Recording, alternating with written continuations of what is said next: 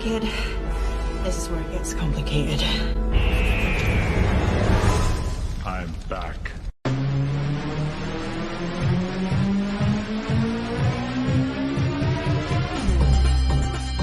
My name is Christian Basil. Years ago, I had an idea. I got myself a TARDIS. Took it to new places, met a lot of new people, took some great pictures, and talked Doctor Who. From Krypton Radio and the creators of the Hanging With web show, this is the legend of the Traveling TARDIS. Join me on my latest adventures and become part of the legend.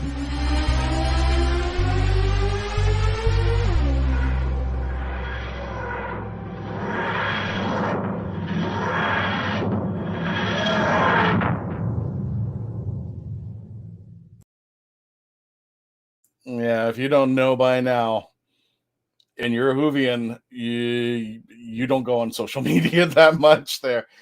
We did get the announcement this past weekend that somebody will be returning to Doctor Who, which was a complete shock. But let me go ahead and introduce my team, and we will explain what we're going to be talking about if you don't know already there.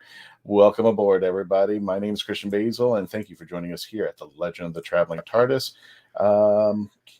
Let's go ahead and get you started, and let's introduce the panelists as we discuss today's topic out there. First of all, let's start with Dr. Freedom himself, Brian Barretts on the YouTube channel. Brian, how you doing there, sir? This can't be happening, man. This can't be happening. It's like I don't know. Yeah, it's like reality took a left turn right into the Twilight Zone. I know, But right? I'm just still in shock. I'm like, here's a guy who said he'd never come back, and I'm back. Okay. So Pretty much. Hold yourself. We're just going to do intros because I know we are going to go really geek on what's going to be taking place in this conversation. I'm sorry. I'm just still in shock. No, that's fine. That's fine. We'll get to it. I promise you'll get to it. Let's go ahead and introduce our friends. Again, my name is Christian Basil. If you're just joining us, welcome. Don't forget to subscribe on our YouTube channel. Gosh, I forgot the banner. Here we go. Oh, yeah. All you have to do is go to youtube.com, The Legend of the Traveling TARDIS. If you're there already, go ahead and hit that subscribe button. We're trying to get, and it doesn't look like it's happening, but we're really close. We're at 1440. We're trying to hit 1500 before the end of the month. But if you can get 50 of your friends, 50 of you, just go over there. Go click, subscribe. You're in. And we're trying to hit 2000 by the end of the month out there. We got a lot of content going on out there. And if you've seen a few things that popped in there, a few surprises on it, just exclusively on our YouTube channel, you may have seen a sonic screwdriver actually turn on one of Harry Potter's little umbrella stuff out there. Speaking of which, because the segues are just going to get better. Kevo, how you doing there, Kevo? Kevo from Husbands. Excuse me. Go ahead and introduce yourself because, I just got something in my throat. Sorry, Kevo. Go for it. Lord. It's all good. Kevo from Husbands Talking More or Less podcast. Yes. Hello. How's everyone doing? We're doing okay, Kevo. Welcome. Thanks for coming back, brother. Always. Gotcha. Very excited. Very excited. I know. So let's introduce our lovely panelists over here. Mackenzie Floor, the Right of Wands. How you doing, Mackenzie? I am excited, and my cat is crying in the background, so I'm muting myself. We just have the cats taking over for the show now and then. They have to take over. They have to. Speaking of cats, where's our Luna? Luna and every other cat has been banished from this room. Wow. Because somebody, as I was frantically trying to get over here to get ready for a 6:00 appointment of podcasting and streaming, somebody must have had an upset tummy on this very large and expensive printer. So both of us, both my husband and I, were frantically cleaning it, took parts away, and he's washing them in another area. So right now no cats are allowed in here until the anger subsides and is replaced by elation and getting for this topic today. So no, Luna's not coming in here yet. Maybe in the after party. Is Luna okay though? Is Luna okay? I don't know who did it. So there's 5 of them. So I don't know who the culprit was, but it could have been her because some of them like this room because of the lights. Some of them don't. So stay tuned. Maybe Luna will show up. Gotcha. And I lost a monitor like that once. What's that? Yes, cats can be Yeah. cats can be evil and malicious, but so can dogs. So sometimes dogs go on top of things that they shouldn't, like dining room tables. And this is the love. This was years ago. This was of years Pieces ago, of and it also Mayonnaise. happened to be Bacon, the German Shepherd. So that was also kind of a issue. And cats actually make the best alarm clocks. If you want to be woken up and not hit a snooze button, all you have to hear is that, and that cat will wake you up. They will wake you up over there. Although I was woken up by Mickey because I leaned up this morning. I got up, sat up, leaned over, and all of a sudden I heard, man, to let me know I was in his airspace. I was like, ah! And then I woke up my husband. You have 5 cats? I have 5, yes. Wow, okay. 5. They all just do their own thing. They're happy. They're elated. They just starter kit. Oh my God. They do their own thing. And don't forget, if you are on our Facebook page, if you're on our YouTube channel, or if you're on Twitch, you can chat with us. And Melanie will bring up your chats. If we like them, we'll put them on over here when we will discuss. For those of you who were born under a rock and have stayed there, of course, the announcement that Russell T Davies has returned to Doctor Who. Good evening, Carl.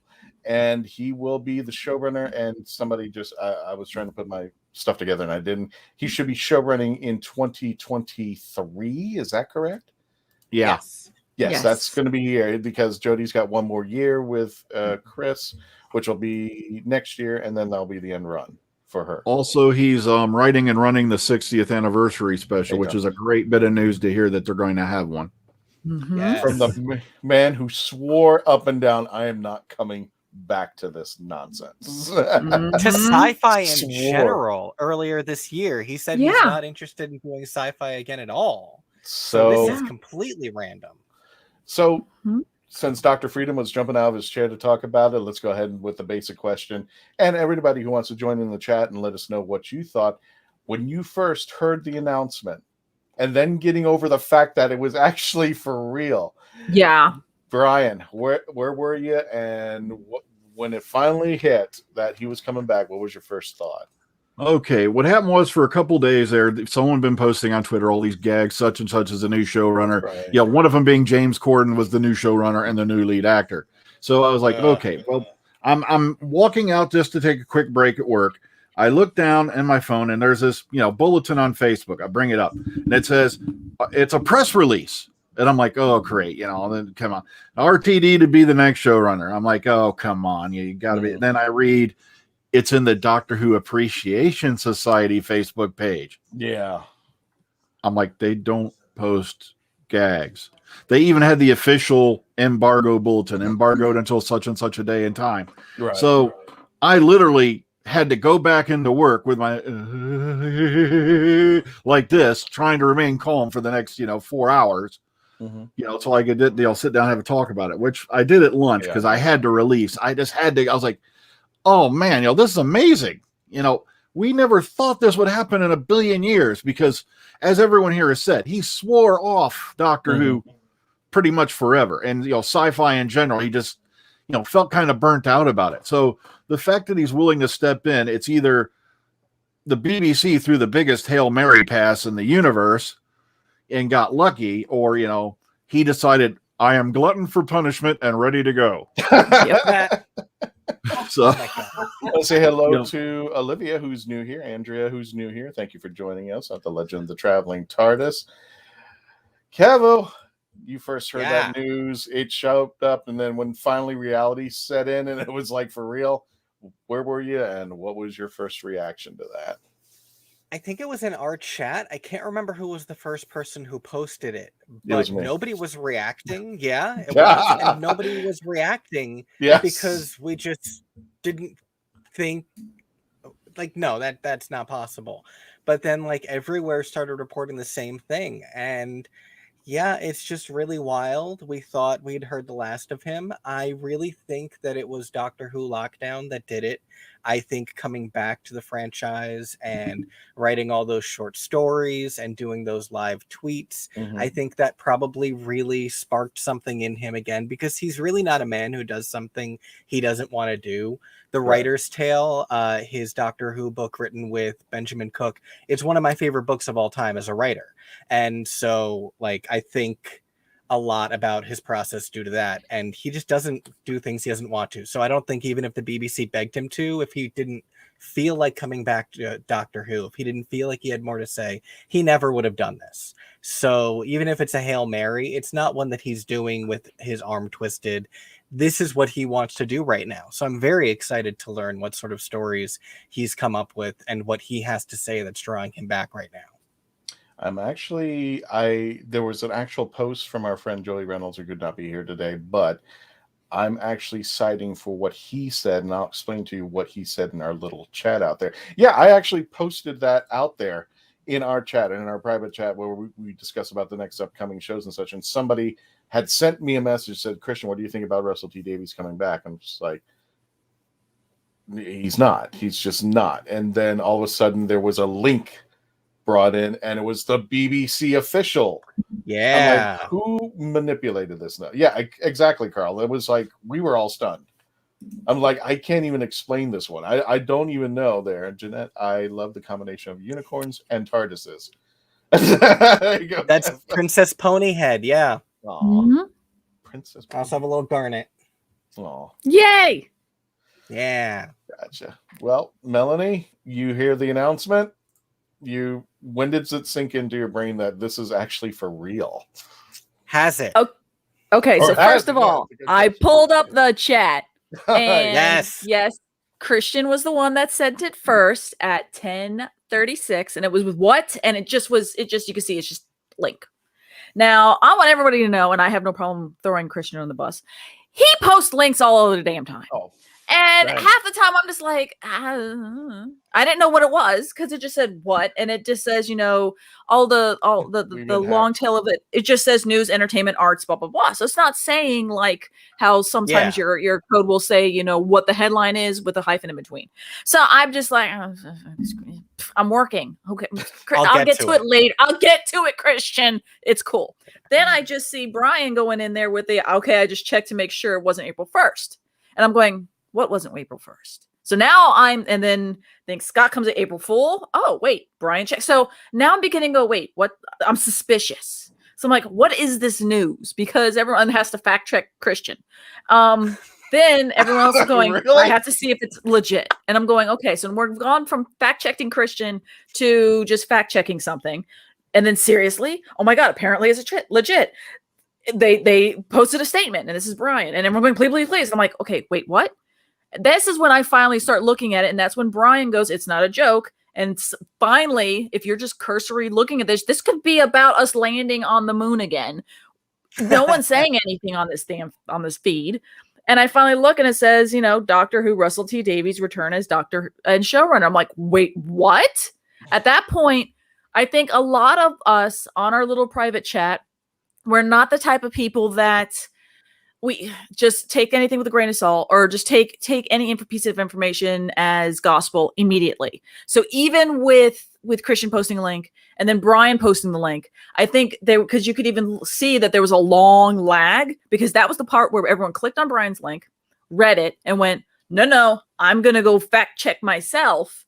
Yeah. And you could kind of tell everyone went to go double check themselves. Mm-hmm. Bless our group, because that's how we actually, we like to verify things our own. That's why I like communicating with all these people. And then that's when all of a sudden the memes of going, you're kidding. What? And then it just becomes a geek fest of holy guys. That was when I realized, oh my God, is after all the fact checking, after everybody is now done going to their own sources, and not just Twitter, even though yes, news kind of breaks on Twitter first, no matter what year it is, funny enough. But Twitter has a penchant of killing people that are still alive and breathing. So you always kind of go, got to go up. If you've grown up with Twitter, you kind of learned go fact check yourself, and I think that's I think that's a testament to all of our group. But yeah, this is just. Wait, I thought that was like no chance in it. I mean, this was like almost on that pinnacle of Eccleston coming back to Doctor Who and Big Finish, going, you've got to be kidding me. He ain't coming back. He ain't going to do anything with Doctor Who again.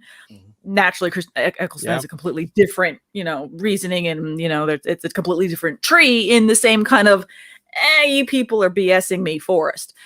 But yeah, it's... what? And then it's like, what's going to be off limits? What's he going to do differently? Is he going just to back to the same well? What's going on? And now it's just fun to see all the conjecture and all the Rose haters and Rose lovers jumping in there and going, oh God, we're going to have a love story again, aren't we? I'm like, oh, if you think there was a love story before, so now just, it's like a huge food fight on all social media platforms. And right now I'm just eating my popcorn and just like, this is amazing. Keep yelling at each other. The fact that I put what with exclamation, question mark, that I thought was hoping maybe that will get people's attention to it, but it's like no, everybody's like quiet. I'm just like, and it was working. I mean, it's 10:36 Eastern Standard Time for most people, so working, schooling, doing adult things. I just thought maybe this is one of those messages that, trust me, you really want to see. And I'm like, I think it was because me looking at news entertainment, I'm thinking, okay, maybe someone either passed or some new doctor was. I legit it could have been anything. I didn't think that was the news story. I think I would have like a big finish announcement or something. Yeah, not this. You see, the scariest part is I can see the meme on this right now. Eccleston coming back to Doctor Who on Big Finish is the biggest thing ever. And then there's RTD, hold my beer. Yeah. Right? Because at that point we were all trying to coordinate who can do a Who Knew News, and for me I was like, I can't. And I know Mackenzie and a few others were like, yeah, we can do it, but it was the who has show controls that can do it and be able to do it. I think it ended up being Saturday. I think. Sunday? I will confess. Because you guys ended up doing it. Yeah. Because I know that was an insane weekend as it was, and then before that happened, and it's just kind of carried over. It's like I'm blended between a couple different fandoms between Doctor Who, and then we got the chaos that's happening right now in Genshin Impact thanks to Mihoyo and their lovely decision about the anniversary awards. I mean, that has kind of blown over the big Doctor Who announcement right now. Forbes is covering it, everybody is. So it's just like, oh my goodness. And the funny part about it is I was on vacation this past weekend, and I intentionally tried to shut down the media. And lo and behold, I apparently when I go on vacation, that's when S hits the fan. So I'm just like, if it's a boring news day, I just go on vacation next week and just say, guess what? You know what? The Unearthed Village Hinchcliffe, and he's going to be doing Classic Who from the grave. Something will be coming up out there. Dave Chapman. Oh my goodness, I am looking forward to seeing. I know, right? Some Canadian dude. I'm looking forward to seeing. This past weekend too. Marigold is gold, but we finally met. Yay! Yay! Yes, you did. Yeah, there was just a kind of a prompt thing where there was a Comic-Con this particular last weekend. Mm-hmm. I went up there literally about half an hour before I had to get on a screenwriting conference call. So it was just, I was like, got to talk to him and then talk to him for 20 minutes. Bye. I'm going to say this, Dave, if your internet's working, get in here. Get in here. Please get in. It's probably more safe the way he's doing it now. Possibly. But that he brings up a damn good question and I don't know if it's confirmed or not. Maybe you guys can answer it for me. There's been no who's word yet. Music? No word yet. Who's doing music? I think now we do know that from what I've been reading that Bad Wolf Productions is behind this, of course, which means Julie Gardner is now also back in the picture. And if Julie Gardner told me that she's going to wipe out the Earth with a laser she's building on the moon, I'd be scared because this lady can get things done. Yeah. Yes. Come on, when her and RTD were running the show, they were putting out Doctor Who, Sarah Jane Adventures, and Torchwood all at once. Never once missed a season, no partial season, nada. In that whole time they were in charge. So this is a lady who can get things done. So those two together are a force of nature. Isn't she though? Isn't Bad Wolf and everyone now based in LA? There is one in LA. They also do some state. They're kind of international. They not only they actually are really big company compared to when they were first started up. That was something I actually was looking at, seeing as with Doctor Who, because right now I am still in the process of starting to pitch for the Right of Wands, and right now, while this all was going on, I had mixed feelings about RT, and it's not just because of him already have been on the show before and being the showrunner, but it's a fact that he has this brilliant big picture idea of having multiple different series going on all at once.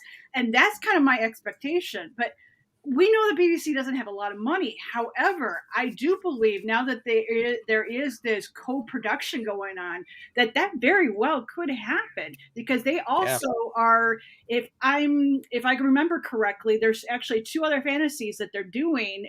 Outlander, I believe, is one of them, and then the other one, not Dark Materials, but like Dark of the Witches, something of the Witches.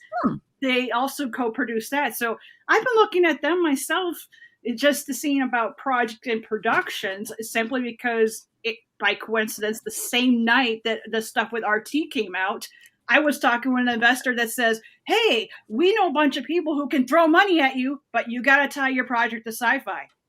Yes. Mackenzie, I'm going to get to your comment in just a moment, but we've got commercial break. When we return, we're going to continue our discussion with, hell freezing over with the return of Russell T Davies and many others possibly coming back to Doctor Who. When we return, please continue to stay logged on, tune in, and become part of the legend. Here we go. Oh, brilliant! It's hard to believe that in the 56-year history of the greatest sci-fi television show in the English language, there has never been a fan guide to Doctor Who.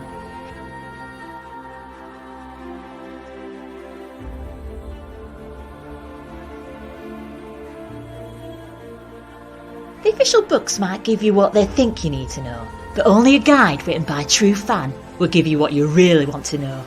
Join Whovian, the brilliant Mackenzie Floor, as she takes you on an intensive journey inside the world of the first female Doctor. In the Binge Watcher's Guide to Doctor Who, Season 11. Right, let's get a shift on. Bateman. What's the Bateman? A novel set in Florida, written by Florida author D.L. Havlin. Suspense, mystery, and murder. Evidence is in the bait. The Bateman is available at local bookstores and online. Jackie Sonnenberg's My Soul to Keep is a ghost story rooted in the realities of actual cults. When 13-year-old Sky Monroe arrives at her new boarding school, all she can think about is death and connecting with the afterlife. Soon she discovers her school's spirituality group, the Guardians of Light, and they have a secret. They can speak with the dead, and the organization is a cult. But this isn't Sky's only problem. The campus house where Sky resides is haunted, and even the ghosts have an agenda. They intend on getting the souls they want. Filled with mystery and intrigue plucked straight from the headlines, author Jackie Sonnenberg's research and attention to detail give this ghost story an even more eerie atmosphere. Find My Soul to Keep on Amazon.com today. If you're watching us on YouTube, Twitch, Facebook, wherever you're watching us, thank you, our friends over at geekinsider.com. Don't forget to subscribe to them. And don't forget, if you haven't had a chance already, you can do this during this next clip. Run over to our YouTube channel, subscribe, hit that subscribe button, hit that notification bell. Help us get our goal to become one of the #1 podcasts out there for Doctor Who. And don't forget to subscribe to Geek Insider.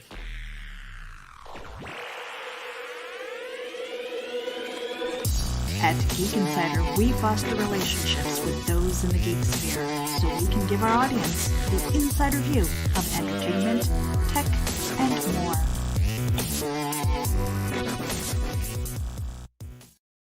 And for those of you just joining us, welcome to the Legend of the Traveling TARDIS. For those of you coming back, thank you for joining us. My name is Christian Basil. I've got the lovely Melanie Dean all the way down to my your right, my left. Dr. Freedom, Brian Burress on the other side. We've got Cabo Reese of Husbands Talking More or Less podcast, and the lovely Mackenzie Floor, writer and author of The Red Ones, with the commercial you just saw out there. And check us out. Her name's literally underneath her photo. I know. Too many M's, I guess, right? Too many M's in the. Speaking of M's, Mackenzie, you get the message that Russell T Davies is coming back. Yeah. What was your reaction, and when did it finally hit you? Like, wow, this is it. Well, the first thing is when I was having that conversation with an investor, I'm like thinking, Well, things have just gotten a lot easier now to pitch my series. I just have to be able to tell a producer, convince them there is the Doctor Who audience, which it's already proven with my books. It's already, the Whovians are my audience. So that I was like, wow, that, and then having like, what if he does this multiple series? He wanted to do a 10 episodes. He wanted to do a Return of Donald Noble. Mm-hmm. There was at one point a conversation, though it wasn't said by him, about having a Ted and Rose like spinoff.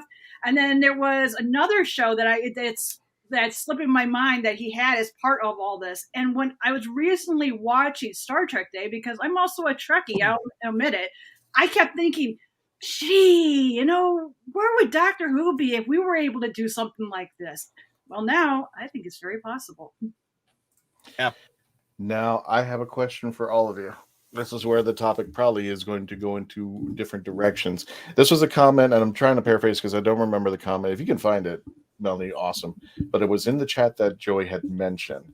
And I'll paraphrase the comment. It reminds us of the time, and Brian, you could probably appreciate this, of JNT. When the series was getting to the point of conclusion. And I remember a documentary, I think it was in New Jersey, if I'm not mistaken, Brian. There was a guy who interviewed John Nathan Turner, and John Nathan Turner wanted to leave the series at series 25. He said, I'm done. I'm quitting. And there was actually a very interesting way that episode had ended. That documentary goes, what would it take for you to stay for series 26? And he goes, Sylvester McCoy would have to ask me to stay. Ironically, JNT got in there for series 26. So, and I'll be starting to read the comments. So everybody who posted Facebook comments, I'll be reading them in just a few moments. But I got to ask this question. Are we looking at the next John Nathan Turner? I think two questions about this. Is bringing back RTD doing damage control? And second, are we looking at another JNT? Where everybody was saying, we can't get somebody to take care of this show. I get the feeling that RTD was brought in and he said, listen, if we don't bring you in, if you don't fix this show's over. I mean, that to me says a lot of desperation to bring RTD back, because they could have gotten anybody and they could have gotten somebody new. But they brought in Russell T Davies, who swore up and down, I'm not going to be coming back here. Now he's back. And he's bringing, some of the old team. We don't even know who's going to be coming back. A lot of people were jumping on the comments saying Murray Gold, Murray Gold, Murray Gold, Murray Gold. And no offense to the current composer over there, but I got to confess, and I will say this in the nicest way I can, we've been spoiled by Murray Gold. Honestly, Murray Gold music is that. His name says it all there.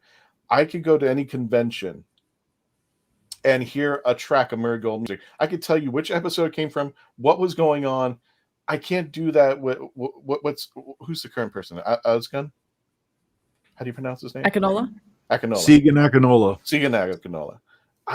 If I heard his music in a random spot, I could not detect that it was Doctor Who. But with Murray Gold, I can go to almost any convention and it's like, oh my God, that's a Doctor Who song. That's a song from Partners in Crime. That's a song from that's the Doctor song. I could pick it up like that. And I just couldn't with this new series. It felt more, for a better term, I'm not trying to insult the guy, but it felt more soap opera. But it's also, he's in a very weird position. When Murray Gold he was in it for like 10 years.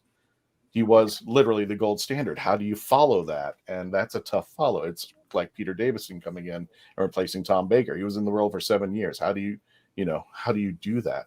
So, Brian, I know you were shaking your head at something. I wanted you to talk about that a little bit. I've said this repeatedly over the last few years, and I'm going to continue. Everybody seems to believe that, it's like, the fields from the Matrix, that there's these countless little new showrunners being grown like pods. It wasn't going to happen. Nobody wants to touch Doctor Who. Even Moffat, when he left, said the show had become a poison chalice.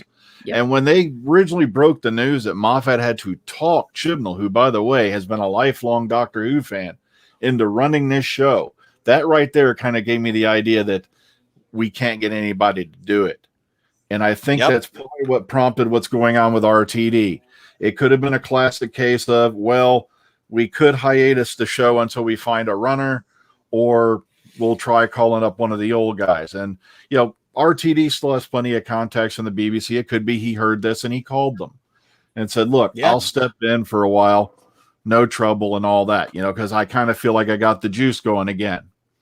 So I don't think it was a matter of it could have been a matter of desperation, but like I said, Doctor Who has become such a, boiler of controversy for some reason, out there in the fandom. You have this small group saying it's got to be this, it's got to be this, and you got another group saying, well, it's got to be that, it's got to be that.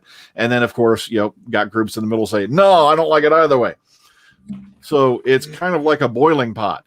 And here you are, you're the chef trying to stabilize this mess, and you don't really get thanked for it. But you see, a lot of things that people don't see, and this is one of the reasons why I used to be one of them guys who jumped down on Moffat.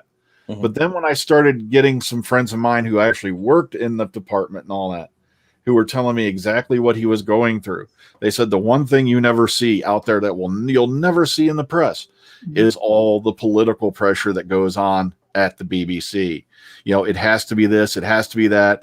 People think the showrunner is overall God Emperor of the whole thing. He's not. He's just another employee of the BBC like everybody else. So RTD, it's a tremendous act of courage, because we all saw how he was treated going out. There were fans, doing the same thing to him they're doing to Moffat. Death threats, all kinds of names being slung around. He's promoting an agenda and all this yada, yada, yada. So it's, kind of taking a great act of courage to come back and be willing to face all that again. That's my opinion on it. No, that's fine. I mean, because I'm always wondering, why would they get with somebody new? And there was that one time where the producer, and I forgot his name, but the producer of Babylon 5 wanted to take on the show running skills. So I don't. I kind of something else now. I'm sorry. It's not. He's bringing back up Babylon 5. He's probably already done it. He's like, oh, that's why I can't. I just saw news on that. Yeah, Joe's just crazy enough to do. I'll go back and do what I did. I'll reboot my show. Yeah. I don't want to guess what? He's doing it. Look, I don't want to sound mean. I don't want to sound biased, but I don't see them hiring anybody from outside the country. No. I really don't see anyone who's not British running Doctor. That, but to say that nobody wants it, hell, I want the job. Yeah, he wanted it. Yeah, like I said, but I knew there was no way he was going to get it. But I think, there's got to be somebody out there who wants the job. But if the show is a success, why doesn't anybody want to pick up the mantle? And that was my concern. One of the reasons why RTD brought it back. And I noticed that when RTD came back, it wasn't like, we're bringing back an old showrunner and why are we bringing him back? Or, we should be doing something new. It was overall, love. Like, oh my God, it was almost a sigh of relief. And I got the feeling throughout the fandom that the fandom felt like they had a weight on them with Chibnall. They were like, we're in this for the ride, not because we want, because of Doctor Who's, because we want to get to the next thing. And that's always been something about a regeneration. Every time you hear something, you want the new thing. You want, the only time it was really hard was when David Tennant left. But we got Matt Smith. And people are going to come, people are going to go. They're going to have their reasons. More power to them. That's up to them. However, I had to sit back here and I was reading some friends' comments. They all feel like it is damage control to bring back RTD. Because Chibnall has, I guess the question is, what do you think RTD is going to do better than what Chibnall did? And that's where we're all kind of got a big question mark on our heads, because he's bringing back Julie Gardner. And it was like, wow, okay, this is really interesting. We're really bringing back stuff. And people, once Julie Gardner was in the mix, bring back Murray Gold, bring back this director, bring back classic director. And I know we've had our bouts about this, Brian, but one of the things, things I've always gone against Chibnall was that he's got this treasure trove. The first year he decided, I'm going to reboot everything. I'm going to not use anything classic. And now he's ending up using Daleks over and over and over and over. Just like, you have all this great stuff. And Melanie had talked about representation. What about Romana? What about the Ronnie? What about Chancellor Flavia? What about Leela? He literally is walking by, finding an X, digging up the treasure, looking at opening and looking at all this gold, and says, you know what, there's another treasure chest over there. Let's check it out. I'm just like, you have something to build off of. It's been building. That's what's so great. That's what Russell T Davies knew. That's what Moffat knew. I don't know why, Chibnall, you think it was a great idea to start from scratch. Whoa, and then you had to go back. Whoa. Now, I don't know. Maybe short-term memories have gone out the window here. Because the one thing I remember hearing over and over and over again, the Daleks are overused, the Cybermen are getting old, this is getting blah, blah, this is being done too much. So he decided he was going to do one season with all new villains. And then everybody complained anyway. It's the problem with this. And also, I'm loving how they're putting out this big misconception that Doctor Who was being loaded into the hearse and being taken to the graveyard. It's far from it. I don't want to go there, Tom. Because remember, Series 10 had the lowest rated episode in the history of this modern series. 2.89 million on the overnights for the Eaters of Light. You didn't see anybody running around screaming for Moffat's head on a platter. You didn't see anybody screaming Capaldi's killing the show or Capaldi can't act. You didn't see any of that stuff. Also, the average viewage for that whole season after skipping a year was 5.5 million viewers. Now, for some reason, the BBC, in its infinite wisdom, after Series 11, you get this momentum going. You've got about an average of 8 million viewers for a season. Let's take a year off. So sure enough, they come back and they hit a whopping 5.46, missing the average for Series 10 by a whopping 40,000 viewers. They still got a 21% viewage rate on their latest special on Revolution of the Daleks.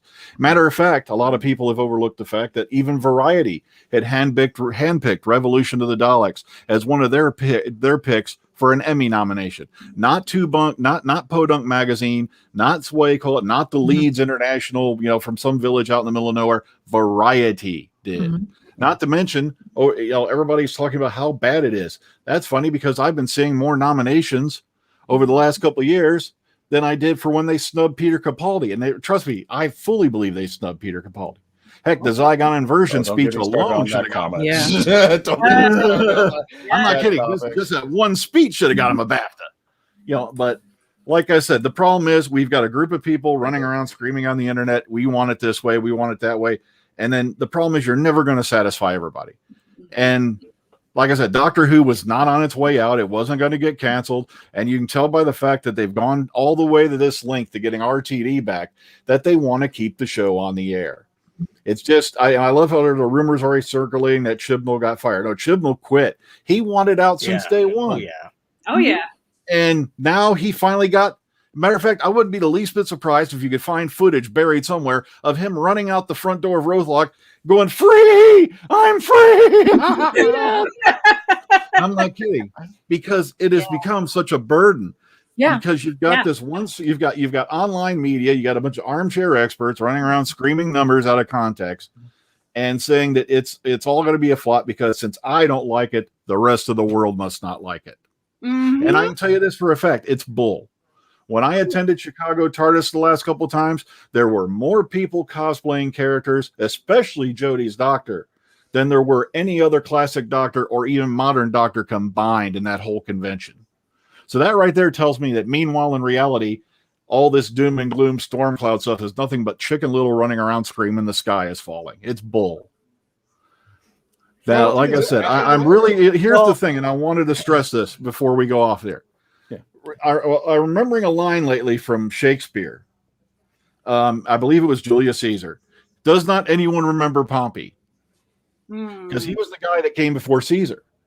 Well, There's going to be an upsurge in ratings because Chibnall took over. And of course, they're going to all point their fingers at Chibnall saying it's his fault. This happened, his fault, that happened. Just like they did the JNT, Sylvester McCoy, and all that when the show got canceled back in the day.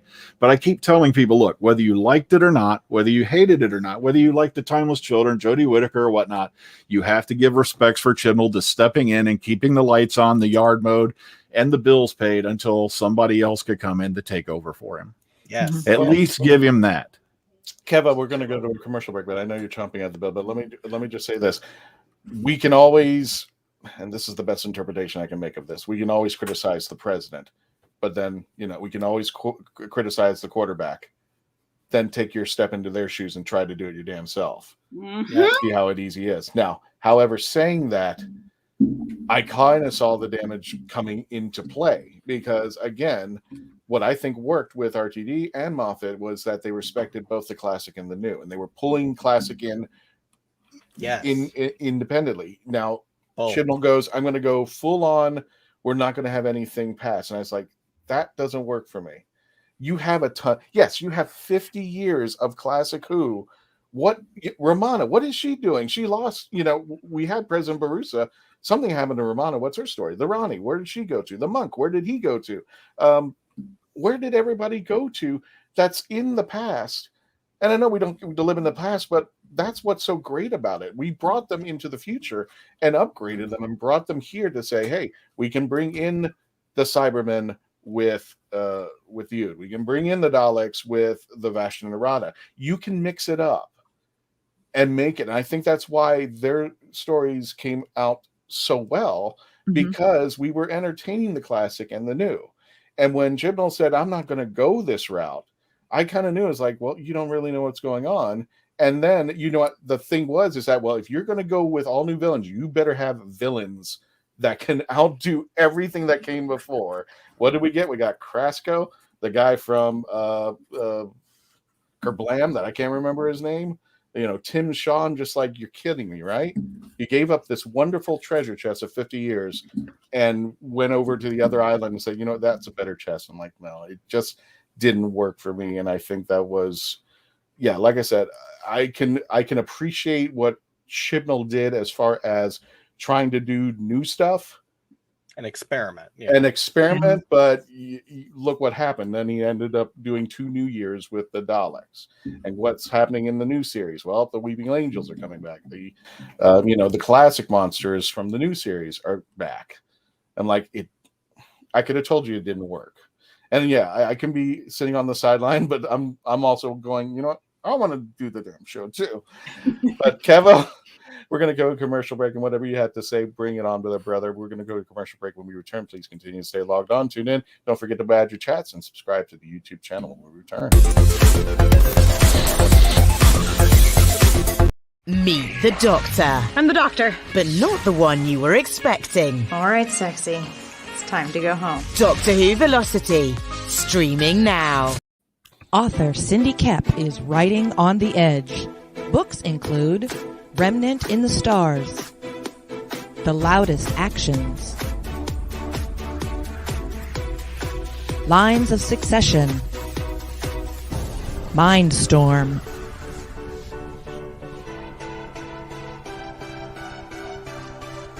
Condemned Courier, the Yerushalayim series, and Animal Eye. Find author Cindy Koepp at CKOEPP.com today. The massive audio Doctor Who Bad Wolf Bluetooth TARDIS speaker. That's all I got to say. One word. Wow. It looks like it just jumped right off the screen. Here it is in all its Bad Wolf glory. Right here is the on-off switch and the up and down volume. Right here's the speaker. The TARDIS stands about 6 inches from the bottom of the TARDIS all the way up to the top where the light is. Look at the detail. Wow. And don't forget to go to Amazon.com/FameTek if you want to get purchase the speaker. You want to check it out. It's awesome out there. I'll leave the banner up because I want to go ahead and get to the comments. Kevo, hit it, brother. Yeah, well, first, I just wanted to comment in support of what you were saying in terms of, 50 years of monsters. And, I get the argument of a lot of people have been complaining about the overuse of Daleks, overuse of Cybermen, but the fact is, it is such a deep treasure chest. There's more than Daleks and more than Cybermen. And, Russell T Davies used the iconic aliens at first to try and reintroduce the series and the concept, but people didn't keep introducing more, and there are so many more aliens. And I think that's something that hopefully we can look forward to from him as a writer. I think it's really funny that so many people are so excited and hailing him as this champion because they're so upset with how progressive or whatever the show has become. Like, they're forgetting that he's the guy who created Queer as Folk and just this year wrote It's a Sin. Like, he's super gay, super liberal. Doctor Who is actually going to get a lot gayer.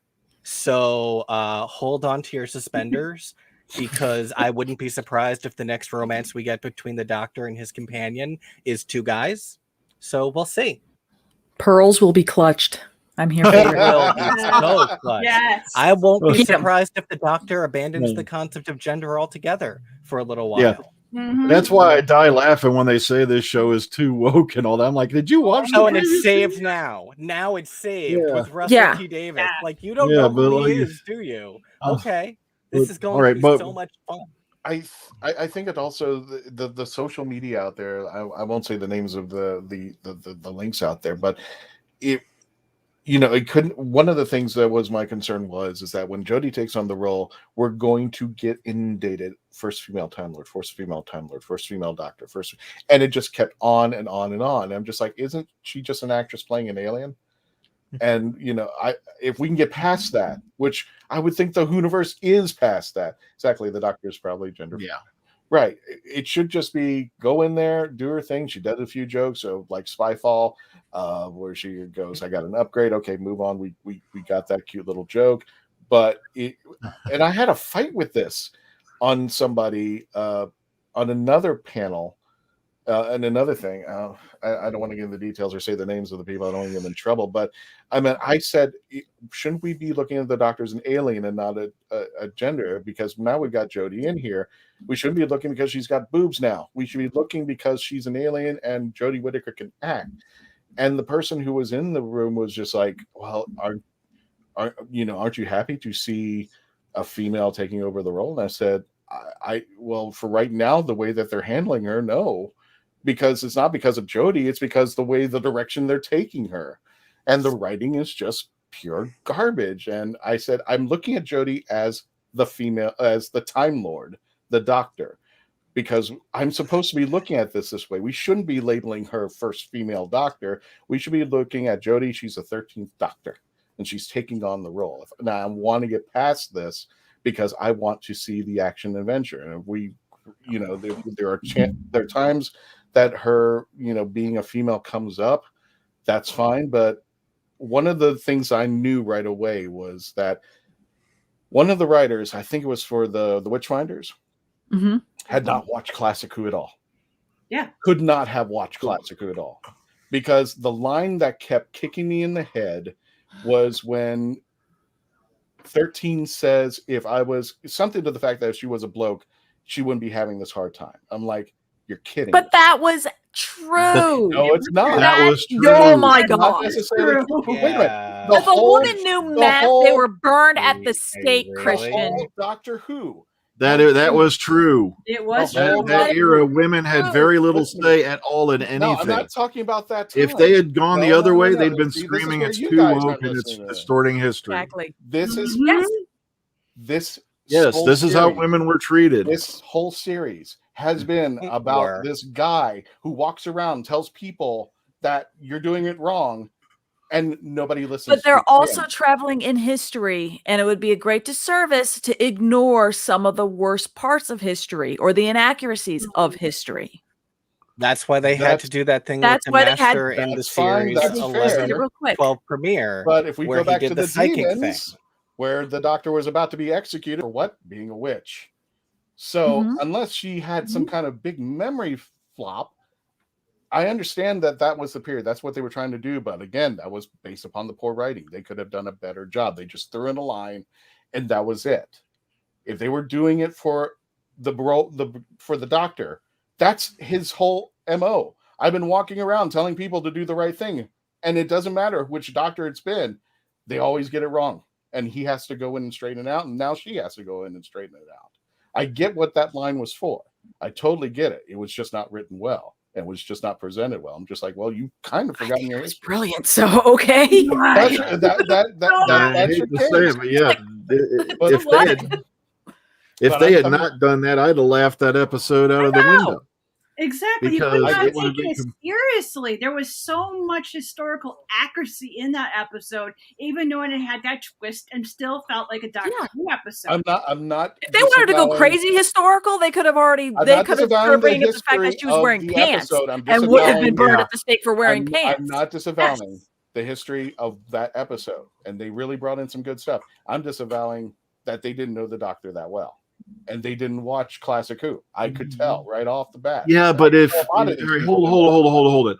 If you're saying that anybody who has to watch this show has to watch Classic Who, they'd be stuck in front of a television for almost a year, just trying to get caught up in 1953 and now. Yeah, and modern Who would take them. God knows how. You don't have to watch Classic Who, but you can stay with the character and grow with the character on that. It didn't cause a disservice to the character. I mean, hell, how many episodes did you see David Tennant just bumping his gums like crazy, and everyone's just like, "Oh my lord, I'm not listening to this person."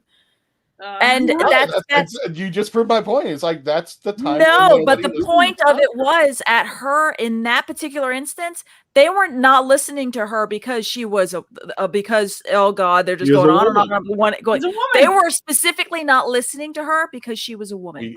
By their own admission. I got that. Yeah. I'm just saying that I think it's been better. If they had portrayed the king in any other way or any of the villagers in any other way, I'd have laughed that episode right out this window because it would have been completely historically inaccurate. Exactly. A lot of people forget that the witch trials over there were just as brutal, if not more, than the ones that took place here in the United States, where you had women who were being sent to the stake because somebody pointed at them and said, I didn't like something they said last week. They're a witch. Exactly. Well, they weren't being burned at the stake. More historically accurate, they were more of them were hanged than actually burned at the stake. But drowned. Over there, they were burning at the stake. But, like I said, it's we can't put that limit on who can and who can write for Doctor Who. Like I said, otherwise, you'd have to make it a prerequisite to sit down and study, 57 years of programming, plus novels and things like that.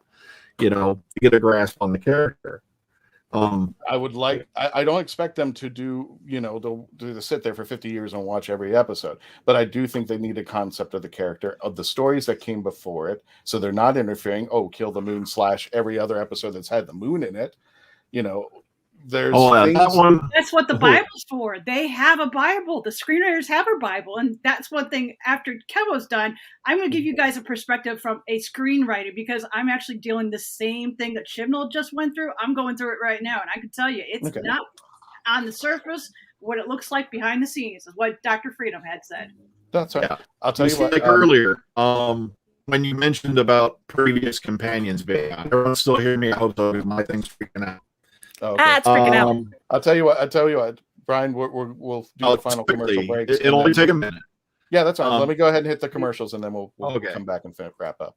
Thank you, folks. Stand by. Here we go. Next commercial break. We'll see you right. The massive. Famous Faces and Funnies in Melbourne, Florida is leading the way in pop culture fun. From comic books and graphic novels to Funko Pops and collector's items, Famous Faces and Funnies has it all. Rick Shea and the professional team at Famous Faces and Funnies are friendly and knowledgeable. Whether you're looking for toys, props, collector treasures, or a new comic book, Famous Faces and Funnies is your one-stop shop. To find Famous Faces and Funnies on Facebook and Twitter, just type at FFF Comics.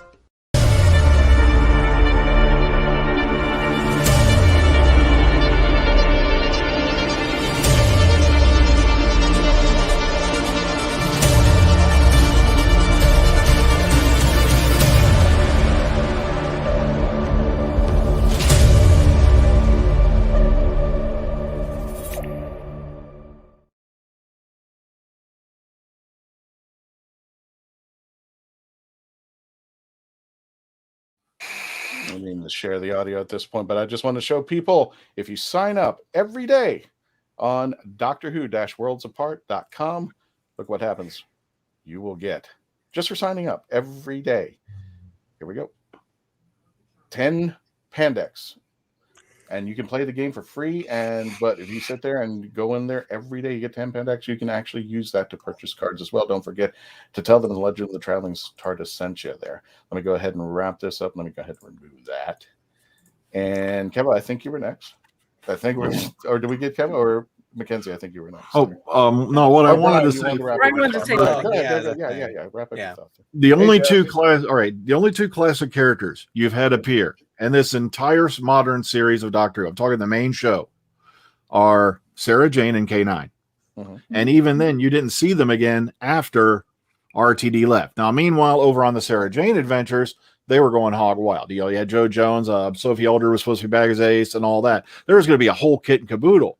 But for some reason, now when they did the photo sessions with Peter Capaldi and Carol Ann Ford, when she came to the set, he literally danced around the set saying she has to come back, and Moffat was agreeing with him. But we already know that it didn't happen. Why? Probably because some guys up on floor 6 said no.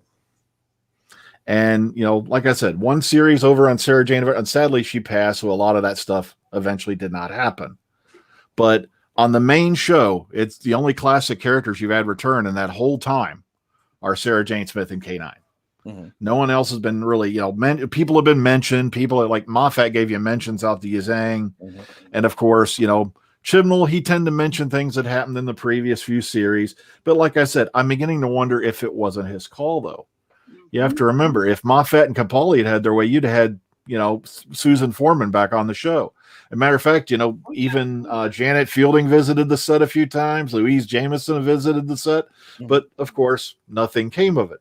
And I think it's because, I don't know, maybe there's some hidden secret doctrine that all classic characters must now stay on Big Finish. I don't know what the deal is with that, but it just seems to me like after that one point, they just completely, other than mentioning it, ignored, closed the door on the classic series. I remember with Susan was the photo on Capaldi's desk. Yeah. I'm photo of her and the photo of River. That was the closest thing. Because the second you said Susan, I'm like, oh, I remember one. Yeah. Kinda.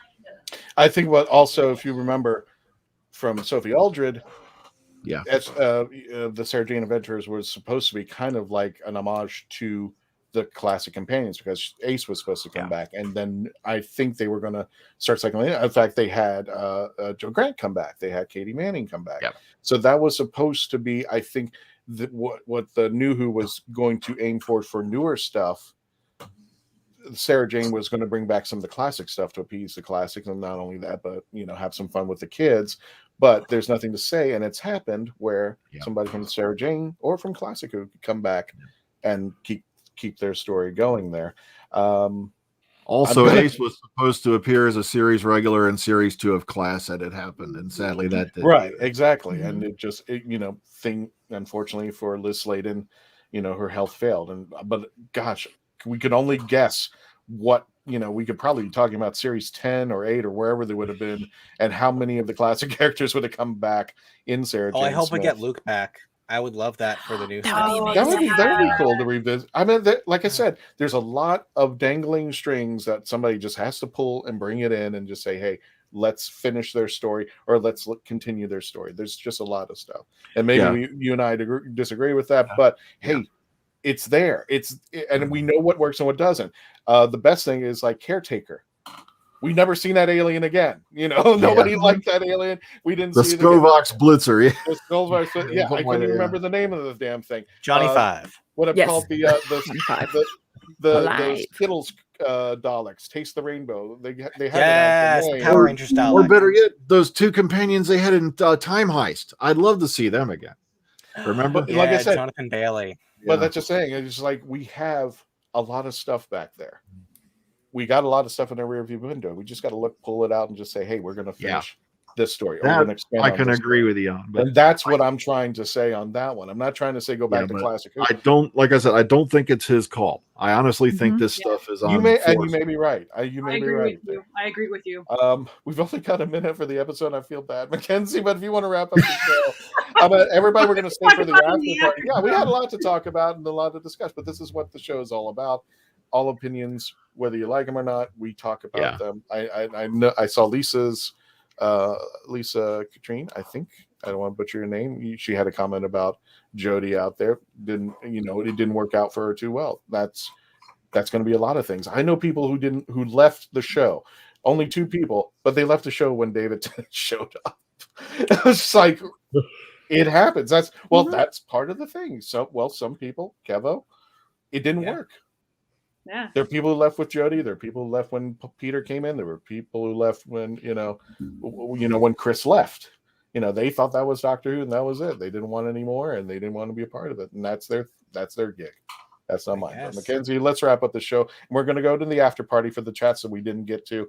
Please stick around out there, but I'm going to let you give the final word, Mackenzie, because I feel so bad. No, you don't have to feel bad about that because we still got the after show. And we can really go into a lot of the behind the scenes stuff, because a lot of times people think that, the writer or the showrunner has so much control of things. I can say, even as the screenwriter, you don't have as much control as you think you do. Your first draft, between your first draft and the time it actually goes into production, it may have already been rewritten 20 times, and your original thought isn't even there.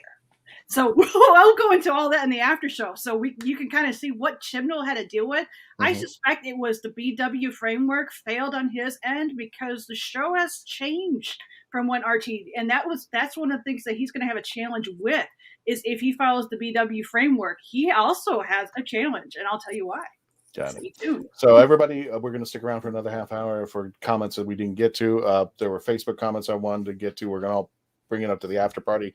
For our friends who are listening on wherever you're listening to the show there, don't forget to subscribe on iHeartRadio, sci-fi.radio, Spotify, Apple Podcasts. You can download the app free for sci-fi.radio and cbsradio.com, Spreaker, wherever you listen to your podcasts.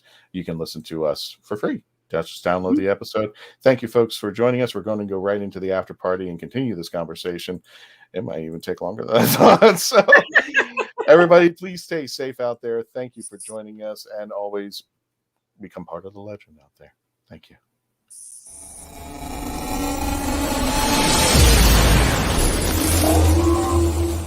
I know there's a lot of new people with us, and just to let you know, this is the after party. This is video footage, just a half hour more. Everybody who is listening to the audio, unfortunately, they don't get this little portion, but you do for watching us. And don't forget, please sign up on the YouTube channel. If you haven't already, go to the YouTube channel right now, youtube.com, The Legend of the Traveling TARDIS. And thank you for staying with us. Mackenzie, go ahead and embellish us. Yeah. With your knowledge there. Let's go, for argument's sake, let's say when Chibnall's going on Dr. Freedom's theory is that nobody wanted to do it, and Chibnall is in this position where he wants to come in and be like, okay, the ratings from Capaldi are not so great anymore. We need to do something. We need to make a risk. We need to do something that's going to make this thing different. So what do you do in that case? So his idea was, let's make all new monsters. And that is one of the things I'm going through right now.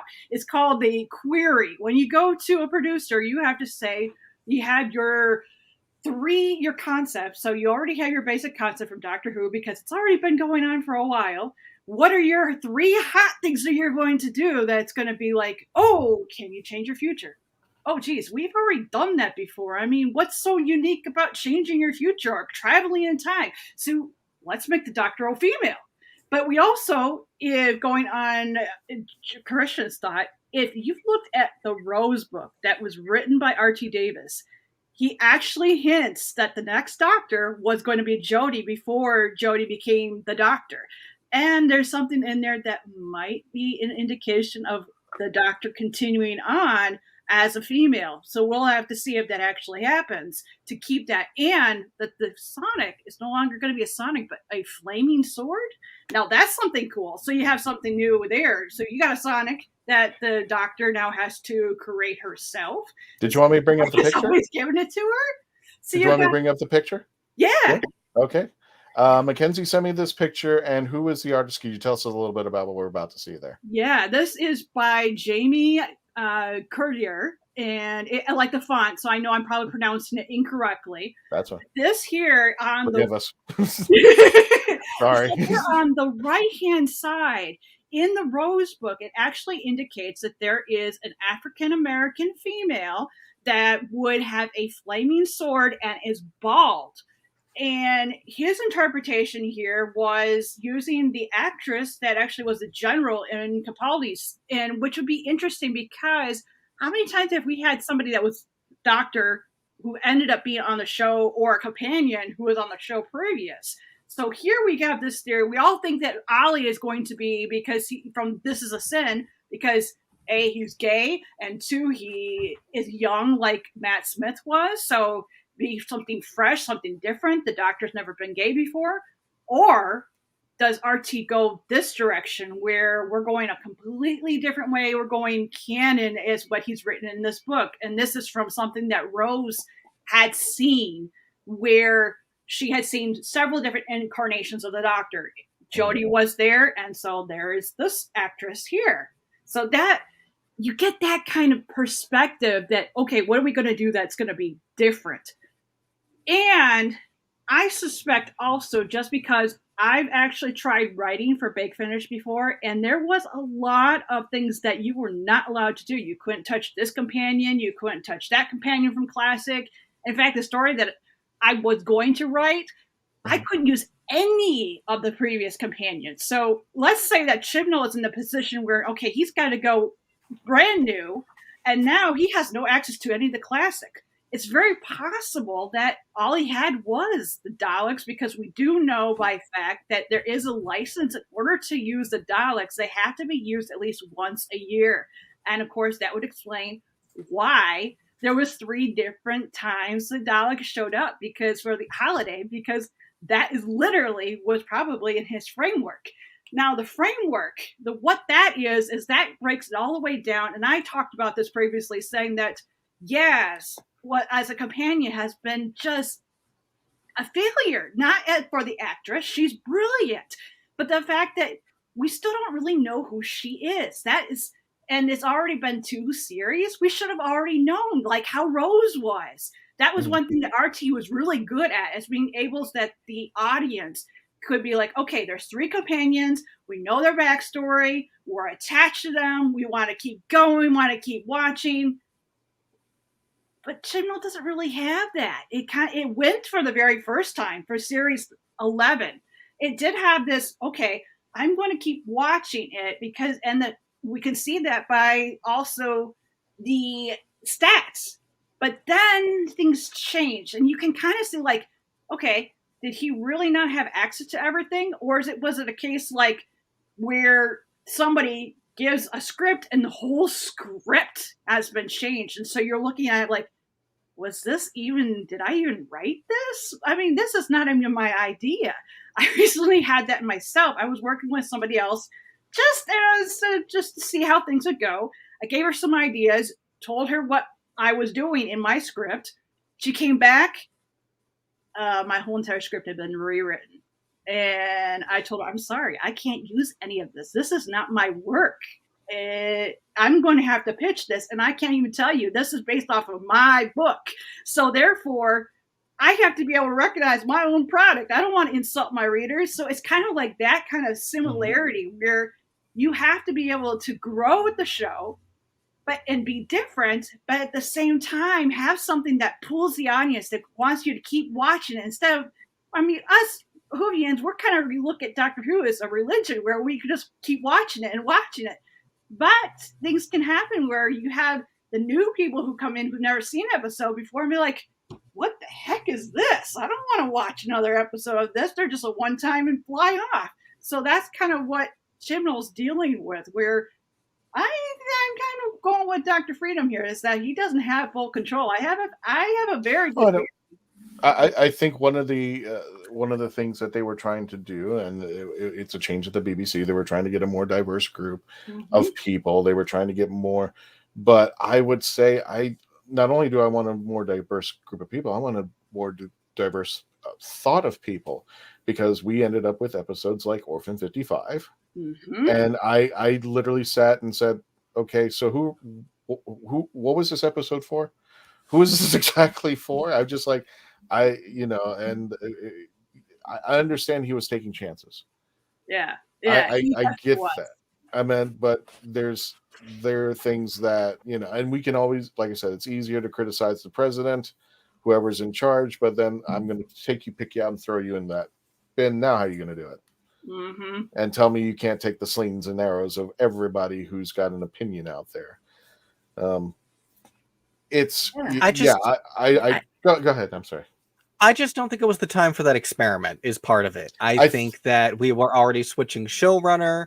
We were already changing the gender of the Doctor. We were already switching all the companions, all of the writers, the TARDIS interior, the TARDIS exterior. There were so many things in Series 11, and that's why I think it was a mistake to do that series. I think it was a great experiment to try doing a whole series of original aliens. I don't think it was a complete failure, but I think that it was a bad time to do something like that on top of everything else that was going on. Yeah.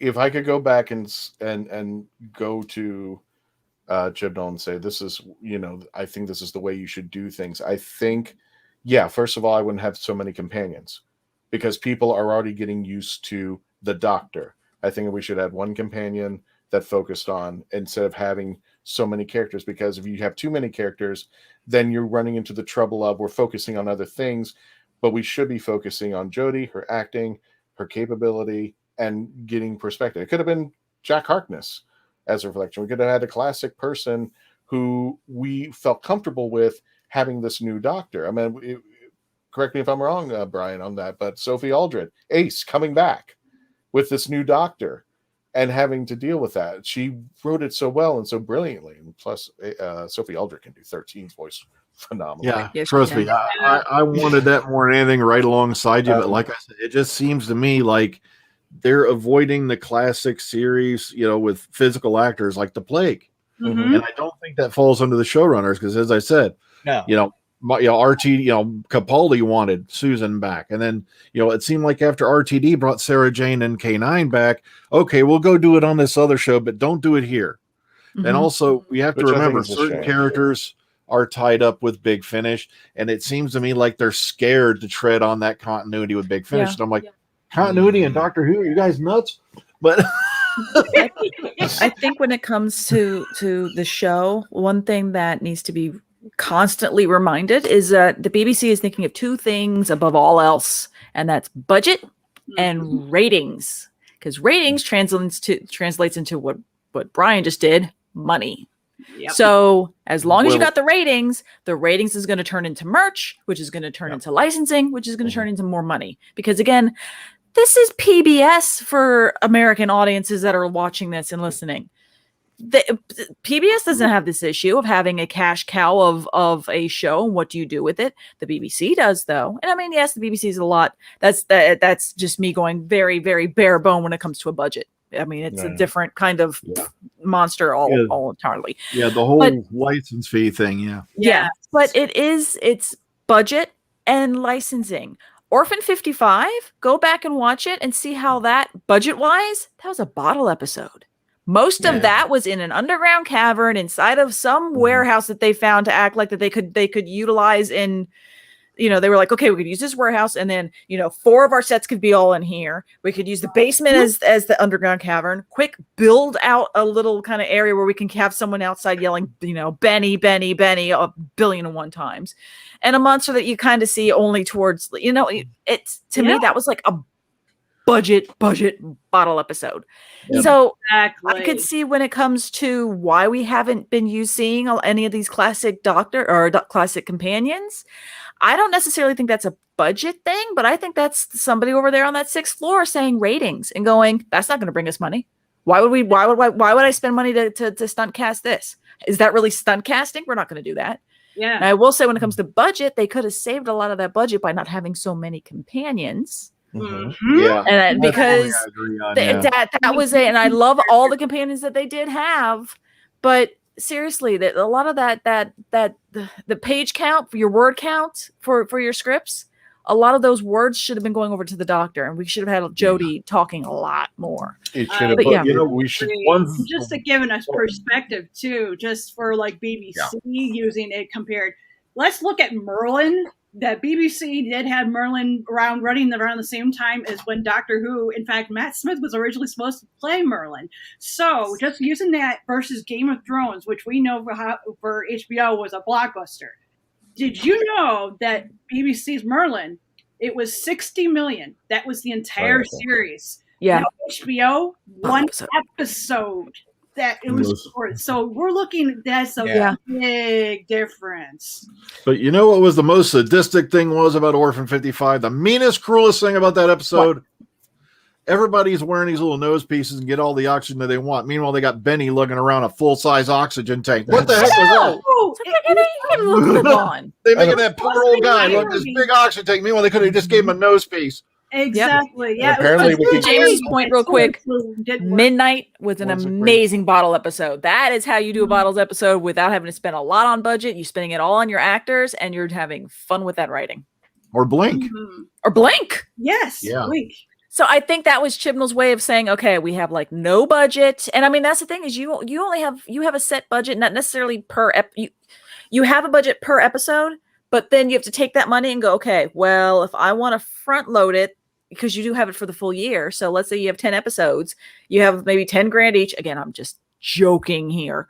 So if this one's going to take 12 grand, well, you're going to have to take the money off of somewhere, and you keep shifting it around. And that's not like in anything else, like a Game of Thrones or any of those kind of bigger shows where you're like, we went over budget, and the studio going, this sucks. But you guys have the rating, so we'll go ahead and front you over some more money. And I wasn't going to have that. And that's where you're going to have an issue when it comes to finding a showrunner going, look, we want you to have a show that we expect you to have the bar way the hell up here, but we're not going to give you any money. So who wants this job? Also, you're going to be in front of a firing squad on every social media now. So who wants this job? You also have to live here in this country. So who wants this job? They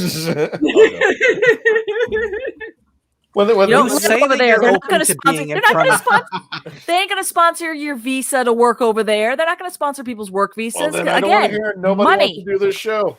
No, they're not going to spend the money to have. I'll fly out. They're not going to spend the money to give you a work visa. No. You raise your hand like you're volunteering for the firing squad, but do you really volunteer for the scrutiny that we have seen Chris Chibnall and Jodie Whittaker get in the last 5 years? And death threats? I don't think you are. For your family? I know we're mostly being facetious, but sincerely, it's a really tough job. It is. Yeah. For an entertainment industry. The best way I found to describe for new showrunners on Doctor Who was a line by Joe Michael Straczynski, and it was in Babylon 5. And it was the Centauri ambassador, Londo, and he says, "On my world, inauguration is a signal to assassins that a new target has been set up on the firing range." And that's exactly what's going to go on here.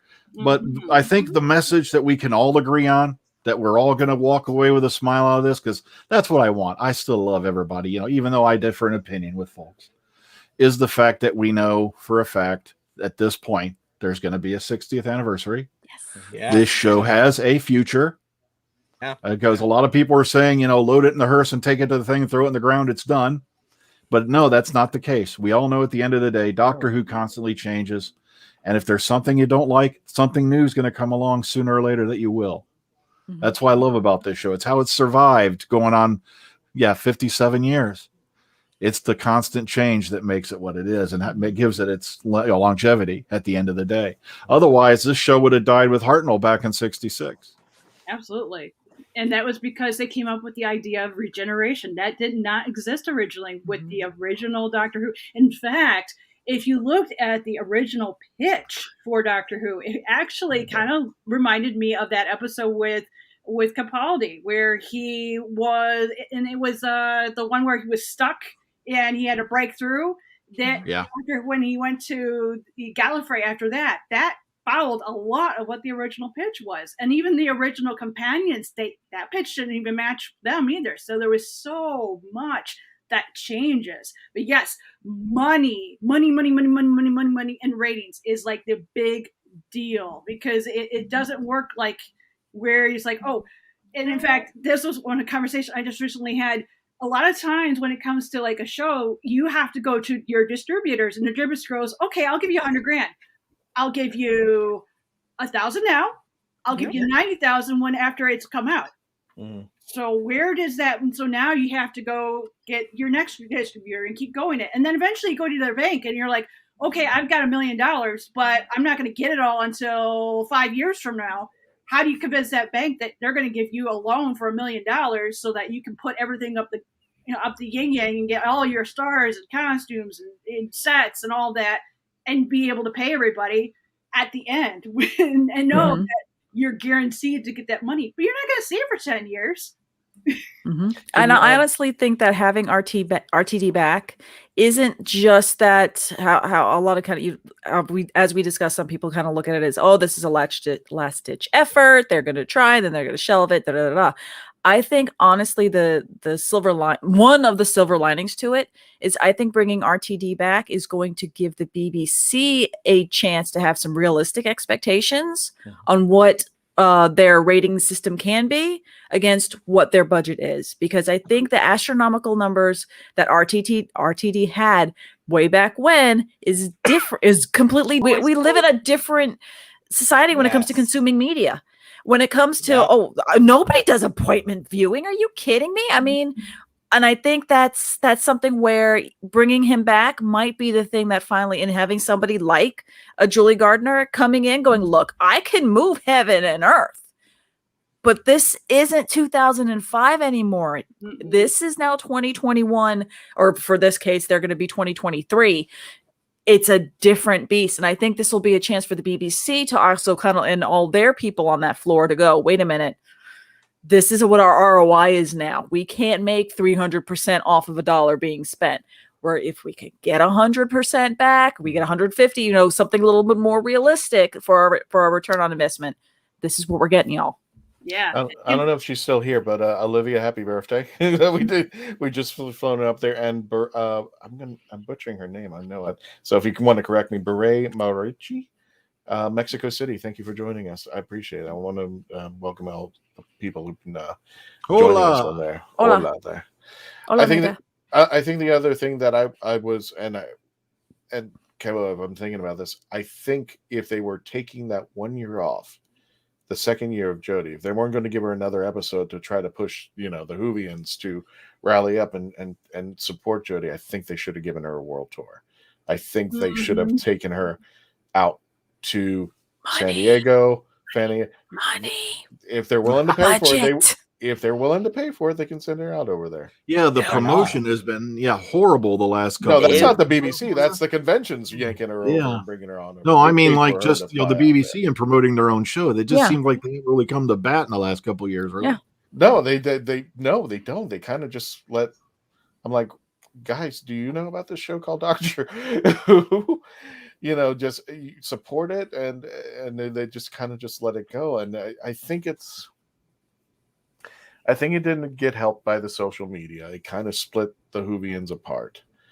And I think it should have been something to the point where if this is an inclusive show, it should be welcome for everybody, including people, like you said, the five of us. If we disagree on something, it should have been, hey, as I've done for every panel that I've ever gone to in Florida, in Dallas, everywhere that I've gone to, I said the one thing over and over again: give it a try.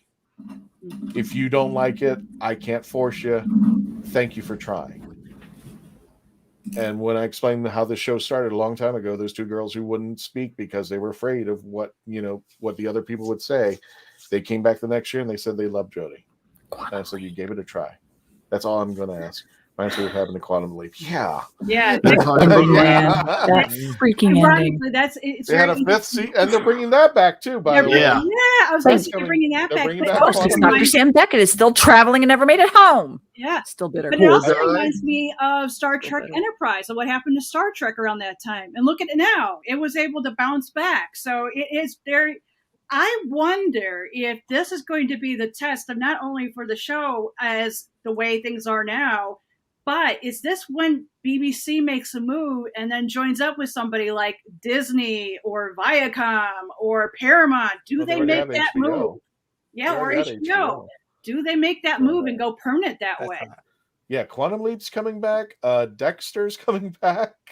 Yeah. Apparently, the shows that had a really bad ending, hey, bring They're coming back. Yeah, Babylon 5's coming back. Right. Mm-hmm. Like everything's coming back.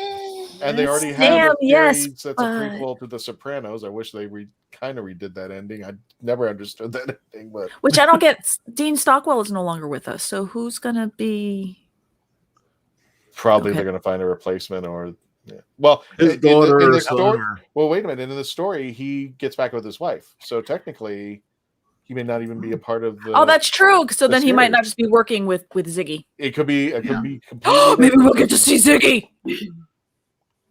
Possibly. Okay, sorry. I really been in on that show. I love the hell out of Quantum Leap. TARDIS lower deck. I know. Wouldn't it be disappointing if Ziggy was just like a desktop? There's Ziggy. Yeah. I want that calculator looking thing that he had. What? Nothing. It's what I do. Is I hijack the show at the end and turn it into something else sci-fi. I know. You're lucky it wasn't Star Wars. I was about to go there though. I was about to go Star Wars, but I was already going Trek. Let me at least read a few of the comments that people are nice enough to post. So you could try, but here's another Quantum Leap one. The Orville. Yeah. Orville's good. Orville's amazing. Well, that's a continuation. That's not like coming back, or I know, but it's coming back finally. It's we're just excited. Orville. Orville New Horizons. Carrie Duncan says, I'm really glad to see Mr. Davies back. Looking forward to seeing Doctor Who restored to being an advanced, superior, and strong character again. Not some condescending, PC, whiny, Gives us the cheeky. You need to learn how to read your stuff before you start reading your stuff. Well, the thing is, this is their opinion, and it's not something.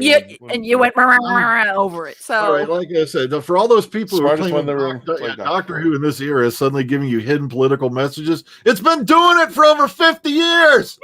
Yes, thank you. 60 almost now. It could have been just the fact that you were a child and you didn't catch you're right, Kelly, political things. Come on, all the way back to Hartnell, they were doing this. Come on. Oh yeah. Or as to quote somebody, like I said, I had to put this on a page once. So you're telling me that the British show that was created by a Canadian who hired the first female producer at the BBC, who then hired the first openly gay director who was a foreigner to direct the first few episodes, is now too woke? What? Yeah. It's like, what planet have you been on? But But you see, the focus wasn't on that; it was on ignorance is bliss. See,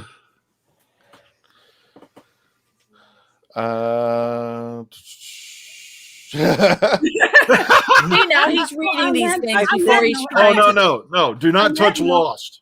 On that note, we could actually do something that one of my mentors has told me, and he says, "Get away from all the noise." So if you separate yourself from all the noise that's going on in this fandom about, the female doctor, bad writing, it's the showrunner's fault, it's the baby's fault, they have no budget.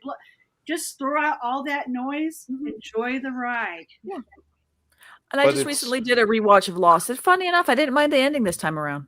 I mean, granted, I got it, but I was also catching up the little things, though. So you might as well at this point extend out Heroes for another season. I'm like, no, there's no point. Please, trying to figure out the last season. No, trying to figure out the last season of Lost is like trying to figure out the last few episodes of Evangelion. Don't do it. Yeah, I mean, that whole Flash sideways thing was weird. You'll pop a brain vessel and still never figure it out. No.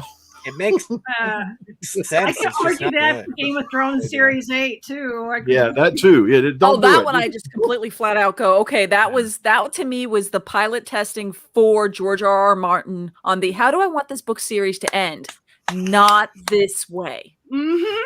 Which is why when I started telling readers, announcing on social media that I was going to go the route of making my I was wondering who was coming in. That's number one thing I heard. Do not let the Writer Wands become the Game of Thrones Series 8. And so that's what I've heard it. A show that was a slow burn suddenly had to become a sprint. And it's like, this isn't going to work. I mean, if you kept slow burning me for another 4 seasons and you started churning, I'm trying to not be spoilerly, but come on, you had to have at least know it now. But if you turn Daenerys evil, give me another 4 seasons to kind of start seeing that the switch could happen. I'll be on it, but not just all of a sudden. It just seemed like to me that the second those guys got that thing where they're saying they're going to make the next Star Wars trilogy, hurry up, wrap it up. You're right. Well, exactly. Because we gotta go. Not anymore. Yeah, that's true. Another series, and they're like, nope. Yep. Well, I'm gonna wrap this up since we only got like half a minute left. But we're talking about other things now. Conversation get good. I got 18 people. Even if Dan's here now. Hey, Dan. See, Dan's here. I know Dan's here. He can watch. We're talking about fun things. Yeah, we missed you. Where were you? Even though you may not agree with the opinions that are on here, there's still opinions. There's still fans. We don't discourage them. And that's how they feel. That's how they felt. Oh, absolutely. Everyone can live and let live. I can disagree too. So exactly. I'm not, like still, I said, but at the end of the day, instead of being the social media and the Twitter sphere, we should all respect that. Hey, we're Whovians. We have different things, but we still have a love and appreciation for Doctor Who.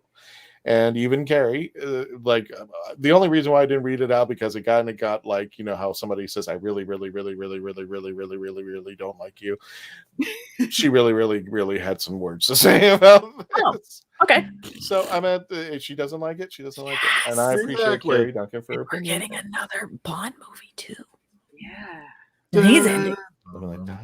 We need another podcast just to talk about everything else. Sorry. Very easily. I gave you girls full reign for the Star Wars series, so let me know when you want to start. Yeah. I want a Star Wars series. Let's talk Star Wars. Hell yeah. I'm not stopping you. Okay, let's start talking about Visions. Who's seen Visions, y'all? Yeah. Oh, God. Here we go. Sorry. Have you seen Visions? Visions. Anyway, we've come to the first end of one our was show. crazy. What? Oh, you want to end the show now? 20 minutes. See, look. Oh, you can. That would be. If you want to do me a favor, comment below which I'd watch geekdom would you like us to cover, and if Melanie gets her own series with her girls, does cover the Star Wars range there. Next Avatar series with these girls. Anybody jumps in. You Star Wars fan? Let's go. You're not a Star Wars fan? Let's go. Let's go. I don't have time. Jump on the road and let's do this. So thank you all for joining us. We don't know what the heck we're going to be doing next week. We are entering on October, so we're going to probably do some horror stuff out there. We are waiting for response from our friends over at Phantasmagoria. They're supposed to be having, if you're watching this live, they're having some kind of special, I think this Thursday, over at the Dr. Phillips Performing Arts Center, which is cool. I want to see that. I don't know if I have a chance to. But see our friends over there if you get a chance. Look up in the Phantasmagoria on their Facebook page. I'm about to kill myself about saying this, but any last words before we wrap it up for tonight? I'll be quiet.